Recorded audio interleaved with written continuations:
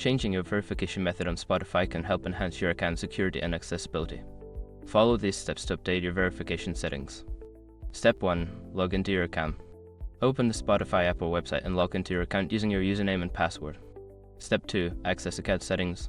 Once logged in, navigate to your account settings. On the app, tap on the gear icon, and on the website, click on your profile name and select account. Step 3. Go to security settings.